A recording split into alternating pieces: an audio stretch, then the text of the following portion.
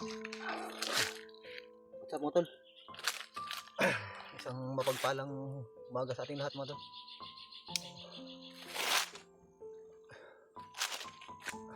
Hanggang ngayon mga tol ay patuloy pa rin kami sa paglalakbay. Patuloy kami sa paghahanap ng aking mag-ina mga tol. So kasama ko pa rin ngayon si Brad Julio at si Brad Dib.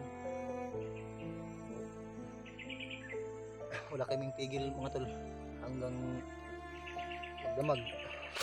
Gabit araw kami naglalakad mga tol hanggat sa narating namin ang bundok na ito mga tol. So, patuloy pa rin kami sa paglalakbay, pagmamasid sa daan. Hindi ko titigilan mga tol hanggat hindi ko makuha yung mag-ina ko. Kailangan ko silang mabawi sa kamay ng mga bandido, lalo na yung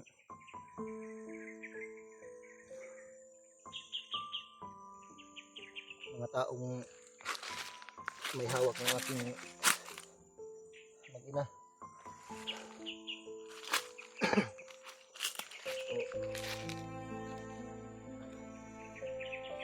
Pakisuyo mga tol, ano na lang po, pakishare na lang ng aking video, pati na rin kay Julio at kay Dib, para malaman din ng dalawa kong bayaw at mga iba pa naming kasamahan na may napasok kaming bagong lugar. Nandito kami sa tuktok ng bundok mga tol.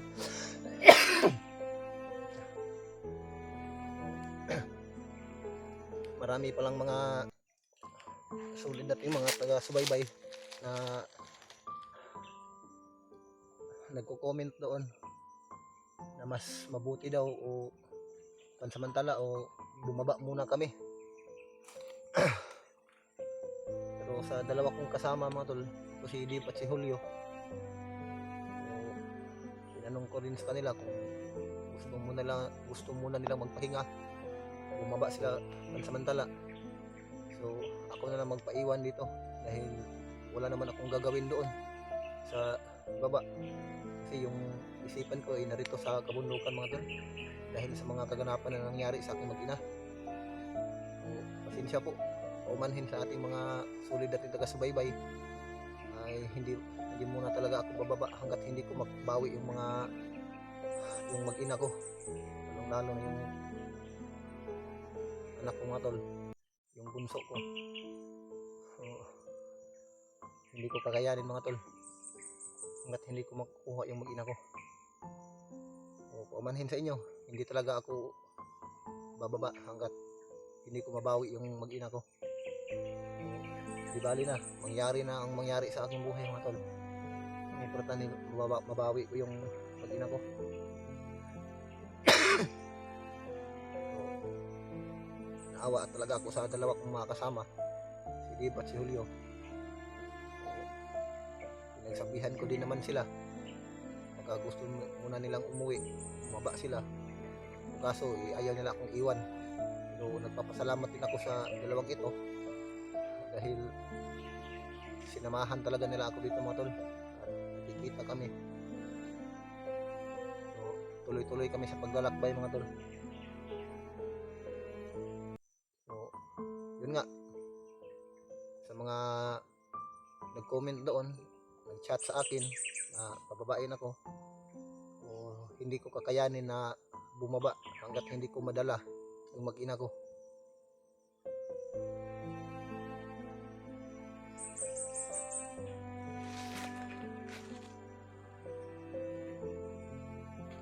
So,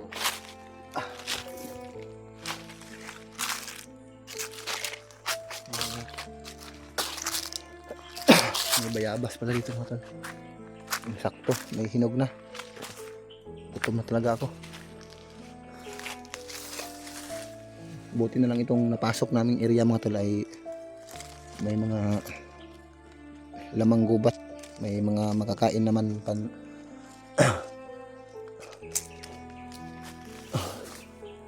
kahit paano eh makakuha pa rin ako ng mga pagkain dito.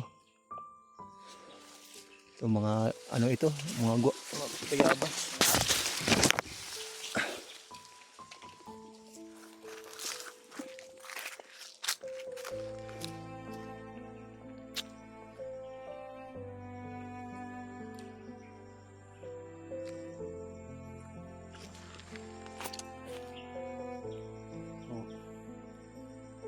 Kasama ko sila di patrolyo mga tol. May nakita kaming kubo, mga kampo siguro yun ng mga bandido, pero wala lang tao. Kaya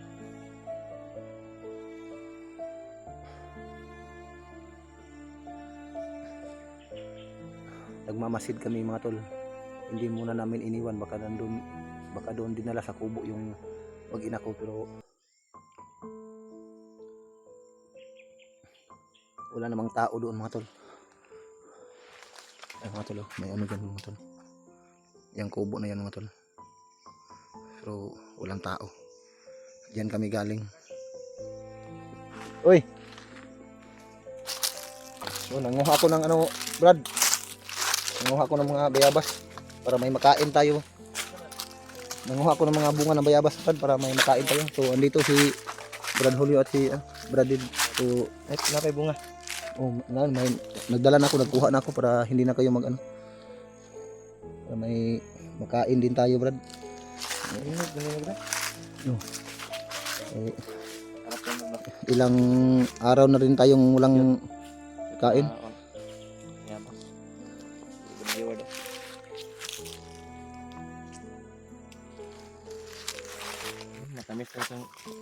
Kailangan natin ano siguro Brad, magkuha ng mga lamang gubat no para may makain tayo kung sakaling gutumin tayo no. May bayabas pa dito Brad oh. Ito may mga ligaw na manok dito mga tol. Sana makahuli kami dahil hindi na rin kami nakakatikim ng karne ang mga ilang linggo na. Makita ba? Ayo, daot. So hindi namin akalain mga tol marating namin tong lugar na ito mga tol. Napakatuktok ng bundok na ito mga tol. Yung tiningnan natin kanina na bahay doon, kala ko doon dinala yung asawa mo pero wala namang tao Brad. Sira na yung gamit doon ba? Bago tayo umalis dito, kailangan natin magmasid sa paligid. Dahil yung kubo na yun Brad, malakas ang kutob ko mga Brad. Yun ang pinagpupugaran ng mga bandido Brad. Dahil may mga bakas ako nakita doon kagabi Brad. Gani no? May mga silupin ba? Mga sinisidda ng mga pagkain. No? Kuanto ba? Ang tag-iya siguro ana Brad. Inosente niya. Nilayas na ba? Kasi may nakita din akong ano nun, hardin doon sa likuran ng ano, sa may bakod. Kuha na sa may mga gulay na tanim no. Ilog na sa bandido ba? O yung may-ari siguro baka lumayas, umalis para hindi madamay sa mga katarantaduhan na ginagawa nila no. O yung mga tol, uulitin ko mga tol sa mga nag-comment sa amin na gusto nilang pababain kami. So itong dalawa kong kasama, lubos din ako nagpapasalamat sa kanila, si Brad Julio at si Brad Dib. So pinagsabihan ko man sila kung gusto silang umuwi. So ayaw nila akong iwan mga tol. So nagpapasalamat pa rin ako. Gayon pa man ay ulitin ko, hindi talaga ako bababa mga tol hanggat hindi ko madala yung pamilya ko. Kailangan namin makuha yung pamilya ni Diway. Nandito rin lang naman kami. Pero yung isipan ko mga tol ay nandito talaga sa kabundukan mga tol. Dahil yung nasa puso at isip ko mga tol yung kapakanan ng aking mag-ina. Wala naman akong gagawin doon sa baba kung sakaling uuwi kami. Dalayan pa Brad? Kami nadala yung pamilya ni Diway. Tuloy tayo? Dandahan tayo Brad. Padulong dia, dalan. Pero pag may madaanan tayong mga pagkain Brad, pasok natin sa bag Brad para may ano tayo. Ito Brad, tawid gutom natin. kaning dalana Brad, subayon tani. Yung makakita tag kuan Brad. Pagkaon ba kundi balay na kay balay dire. Murag bandido mo guro nagpuyo dire. Pero delikado mo Brad kung sakaling may madaanan tayong mga kubo dito Brad, hindi tayo pwede mag-standby diyan. Delikado mi no. Sig na bandido ba? Baka makatulog tayo, masarap yung pagpahinga natin, tapos Biglaan mabigla na tayo na nasa harapan na natin yung mga bandido. Mahuli tayo. So, Kita magdugay. kailangan natin magpahinga man tayo, Brad. Maghanap tayo ng mga masusukal na mga damo, doon tayo magkatago. Tara. Na Brad. Tuloy-tuloy kami sa sa paglalakbay ng mga Brad.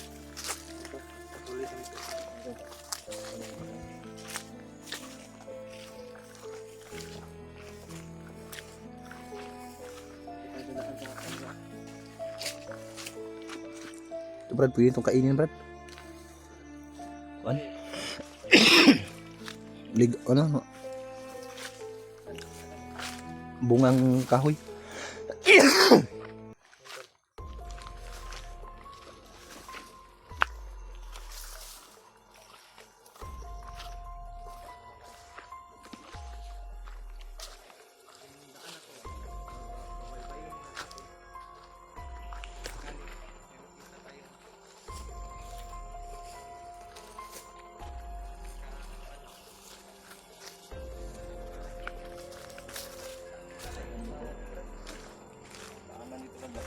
Hmm?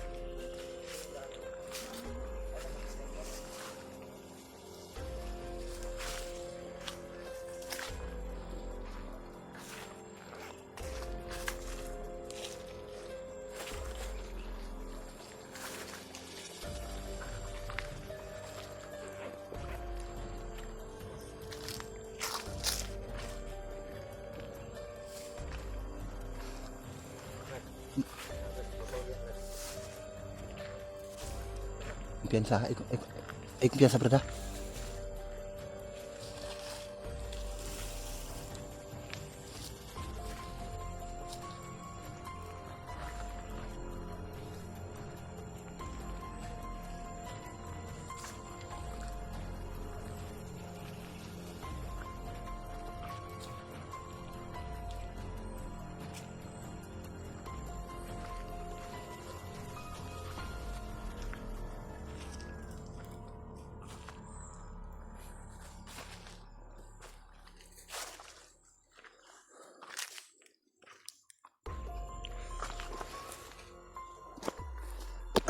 Brad. Kaya pala minsan may mga maririnig tayong mga motorsiklo, mga ingay ng mga motorsiklo, Brad. Dahil ito, motor, hindi naman nakalain na napakataas na ng bundok na itong motor, pero may mga daanan pala ng mga motor. Tapos itong daanan na pinagpahingahan namin ngayon pansamantala, may mga bakas ng mga gulong ng motor katulad nito mga tol. So ito siguro yung daanan ng mga bandido, Brad, para maghatid ng supply o mga kakailanganin nila.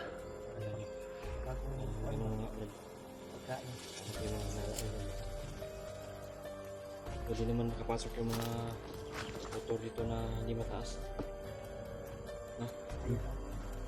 Makapasok talaga. Yung mga mataas talaga yung mga Tanda tayo. Ay, ito na lang. Ikaw ang bahala sa likuran, ako sa gitna. Si Dib sa upuran, ha?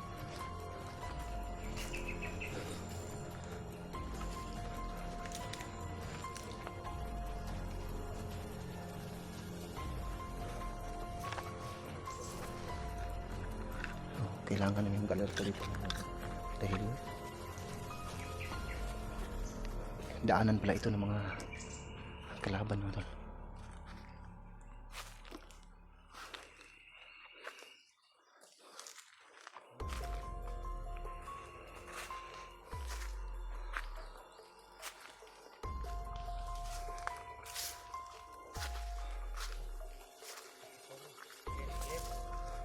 Clear.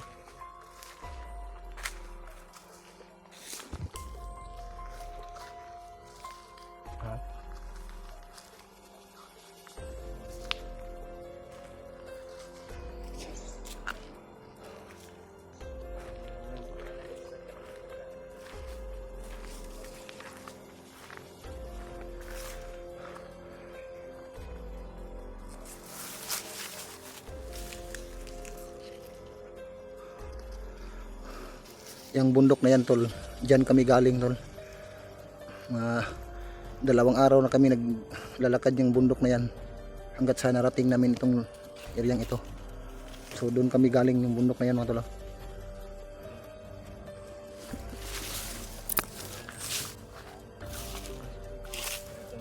Itong daanan to, pre. Laman natin. Dito, Brad. Pamilya mo, Brad, dito dinaan, Brad. Dito, Brad.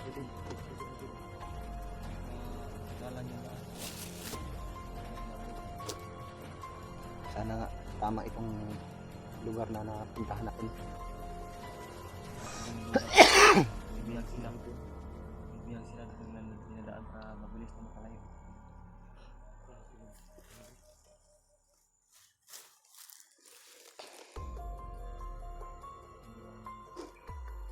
Taas na bundok pero walang hangin.